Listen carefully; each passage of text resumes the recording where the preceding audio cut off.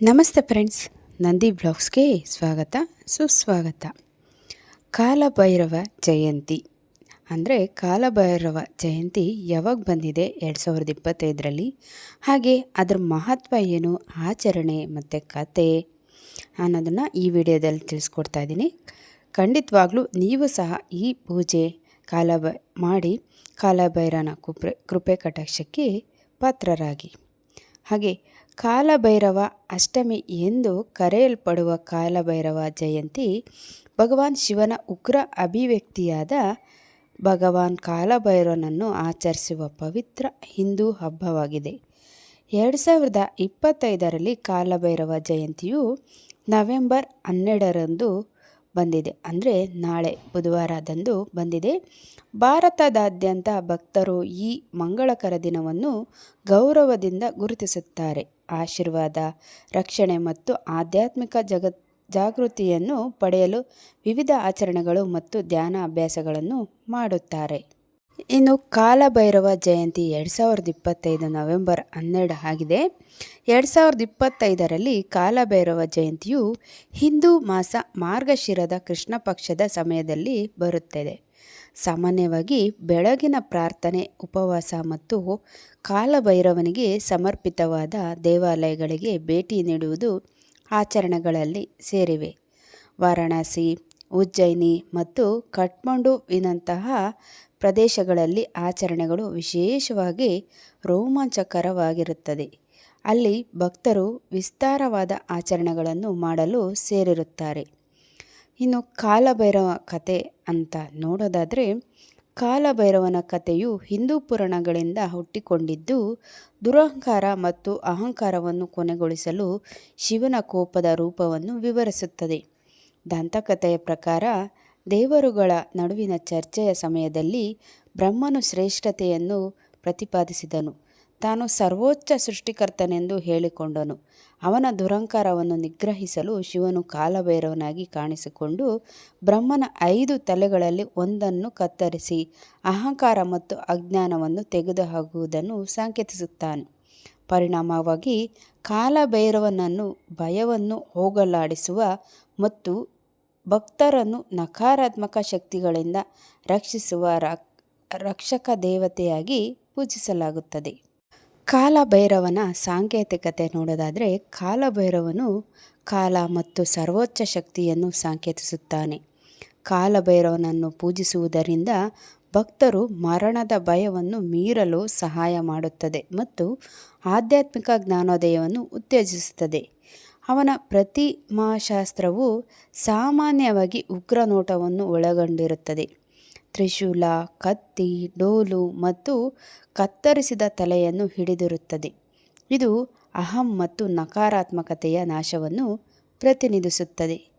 ಕಾಲಭೈರವ ಧ್ಯಾನ ಅಂತ ನೋಡೋದಾದರೆ, ಆಂತರಿಕ ಶಾಂತಿ, ಧೈರ್ಯ ಮತ್ತು ಆಧ್ಯಾತ್ಮಿಕ ಸೃಷ್ಟಿಕತೆಯನ್ನು ಸಾಧಿಸಲು ಕಾಲಭೈರವ ಧ್ಯಾನವನ್ನು ಅಭ್ಯಾಸ ಮಾಡಲಾಗುತ್ತದೆ. ಕಾಲಭೈರವ ಧ್ಯಾನಕ್ಕೆ ಕ್ರಮಗಳು ನೋಡೋದಾದರೆ, ಮೊದಲನೇದು ಶುದ್ಧೀಕರಣ.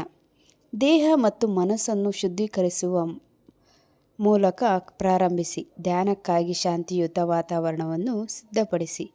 ಎರಡನೇದು ಆಹ್ವಾನ.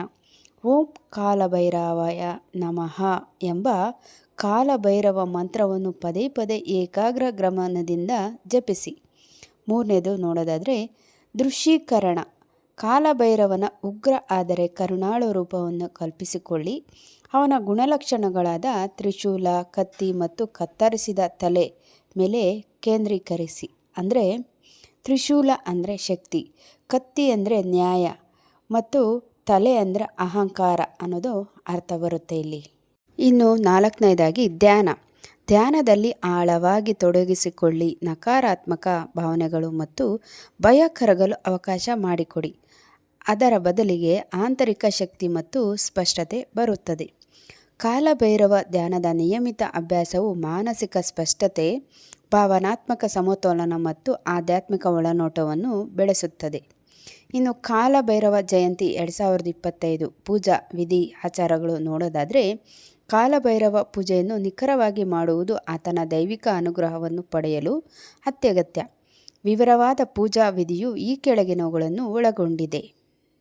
ತಯಾರಿ ನೋಡೋದಾದರೆ ಬೆಳಗ್ಗೆ ಬೇಗನೆ ಎದ್ದು ಸೂರ್ಯೋದಯಕ್ಕೂ ಮುನ್ನ ಸ್ನಾನ ಮಾಡಿ ಕಾಲಭೈರವನ ವಿಗ್ರಹ ಅಥವಾ ಚಿತ್ರವಿರುವ ಶುದ್ಧವಾದ ಬಲಿಪೀಠವನ್ನು ಸ್ಥಾಪಿಸಿ ಹಣ್ಣುಗಳು, ಹೂವುಗಳು, ಧೂಪ, ದ್ರವ್ಯ ಮತ್ತು ದೀಪದಂತಹ ವಸ್ತುಗಳನ್ನು ಅರ್ಪಿಸಿ.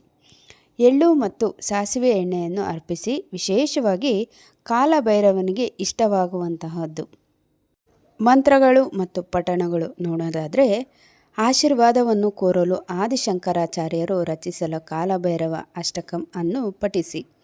ಮಂತ್ರವನ್ನು ಪುನರಾವರ್ತಿಸಿ ಓಂ ಕಾಲಭೈರವಾಯ ನಮಃ ರುದ್ರಾಕ್ಷ ಮಾಲವನ್ನು 108 ಬಾರಿ ಬಳಸಿ. ಆಚರಣೆಯ ತೀರ್ಮಾನ ನೋಡೋದಾದರೆ ಕರ್ಪೂರದಿಂದ ಕಾಲಭೈರವನಿಗೆ ಆರತಿ ಮಾಡಿ ಭಕ್ತರಿಗೆ ಪ್ರಸಾದ ವಿತರಿಸಿ. ಇದು ಹಂಚಿಕೊಂಡ ಆಶೀರ್ವಾದ ಮತ್ತು ಸಮೃದ್ಧಿಯನ್ನು ಸಂಕೇತಿಸುತ್ತದೆ.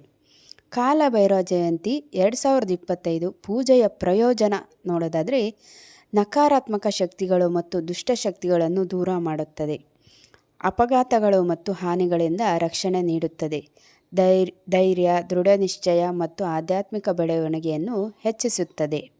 ಕಾಲಭೈರವನ ಪ್ರಸಿದ್ಧ ಭಕ್ತರು ಐತಿಹಾಸಿಕವಾಗಿ ಹಲವಾರು ಪ್ರಸಿದ್ಧ ಸಂತರ ಮತ್ತು ಆಧ್ಯಾತ್ಮಿಕ ನಾಯಕರ ಕಾಲಭೈರವನಿಗೆ ಅರ್ಪಿತರಾಗಿರುತ್ತಾರೆ. ಆದಿಶಂಕರಾಚಾರ್ಯರು ಪ್ರಖ್ಯಾತ ಹಿಂದೂ ತತ್ವಜ್ಞಾನಿಯೊಬ್ಬರ ಪೂಜ್ಯ ಕಾಲಭೈರವ ಅಷ್ಟಕವನ್ನು ರಚಿಸಿದರು. ಇದು ಆಳವಾದ ಭಕ್ತಿಯನ್ನು ವ್ಯಕ್ತಪಡಿಸುತ್ತದೆ ಮತ್ತು ದೇವತೆಯ ಆಧ್ಯಾತ್ಮಿಕ ಮತ್ತು ರಕ್ಷಣಾತ್ಮಕ ಅಂಶಗಳನ್ನು ವಿವರಿಸುತ್ತದೆ.